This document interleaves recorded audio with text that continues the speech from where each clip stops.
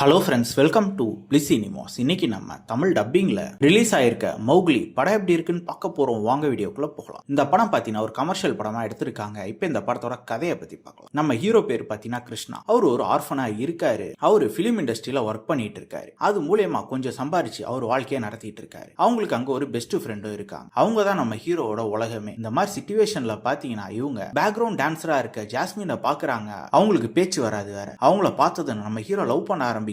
அவங்களும் லவ் பண்றாங்க. இதுக்கப்புறம் வர பிரச்சனைகள்லாம் என்ன, அதெல்லாம் நம்ம ஹீரோவும் ஹீரோயினும் எப்படிலாம் சால்வ் பண்றாங்க, அதுக்கப்புறம் ரெண்டு பேரும் ஜெயிச்சாங்களா இல்லையா அப்படின்றது தான் இந்த படத்தோட மொத்த கதையே. இப்போ இந்த படத்தோட பாசிட்டிவ் நெகட்டிவ் பத்தி பார்க்கலாம். பாசிட்டிவ் கண்டிப்பா நம்ம ஹீரோவோட பெர்ஃபார்மன்ஸை சொல்லி அவனும் ஒரு அல்டிமேட்டான பெர்ஃபார்மன்ஸே கொடுத்திருக்காரு. அது பல சீக்வன்ஸை எலிவேட் பண்ற அளவு சூப்பரான ஒரு பெர்ஃபார்மன்ஸ்னே சொல்லலாம். அதுவும் குறிப்பா ஹீரோக்கும் வில்லனுக்கும் நடுவில் இருக்க போர்ஷன்ஸ் எல்லாம் ரொம்ப நீட்டாவே இருக்கு. ஆனா என்ன, வில்லன் போர்ஷன்ஸ் இன்னும் பெட்டராவே பண்ணியிருக்காங்க. அதே மாதிரி ஹீரோயினோட பெர்ஃபார்மன்ஸுமே அல்டிமேட்டா இருந்ததுன்னே சொல்லலாம். இவங்க ரெண்டு பேருக்கு நடுவில் இருக்க லவ் போர்ஷன்ஸும் ரொம்ப சூப்பராகவே ஒர்க் அவுட் ஆயிருந்தது. படத்தில் வர எமோஷனல் போர்ஷன்ஸும் அங்கங்க ரொம்ப சூப்பராகவே கனெக்ட் ஆகுது நமக்கு. டெக்னிக்கலி பார்த்தீங்கன்னா சினிமோட்டோகிராஃபில சூப்பராக பண்ணி கொடுத்துருக்காங்க. பேக்ரவுண்ட் ஸ்கோரும் நல்லா இருக்கு, டீசென்ட்டா. ஆனா சாங்ஸ் இன்னும் பெட்டராகவே பண்ணியிருக்கலாம். இந்த படத்தோட நெகட்டிவ் பத்தி பார்த்தீங்கன்னா கேரக்டர் ரைட்டிங் தான். வில்லன் கேரக்டரை பயங்கரமா எழுதி எடுத்திருக்காங்க. ஆனா ஹீரோ கேரக்டர் கொஞ்சம் டம்மி பண்ணி எழுதியிருக்காங்க. அவரையும் கொஞ்சம் ஈக்குவலா கொடுத்துருந்தாங்கன்னா படம் கொஞ்சம் நல்லாவே இருந்திருக்கும். அது மட்டும் இல்லாம பார்த்தீங்கன்னா பல சீன்ஸ் நமக்கு ப்ரெடிக்டபிளாகவும் லேகிங்காகவும் இருக்க தான் செய்யுது. இதெல்லாம் இன்னும் கொஞ்சம் கான்சென்ட்ரேட் பண்ணி ஸ்கிரீன் பிளேல பிரசன்ட் பண்ணியிருந்தாங்கன்னா இந்த படம் வேற லெவலில் ஒரு படமா இருந்திருக்கும். இப்பயுமே கண்டிப்பா இது ஒரு ஒன் டைம் வாட்சபிள் படம் தான். வேணும்னா ட்ரை பண்ணி பாருங்க. இன்னொரு வீடியோல சந்திக்கலாம்.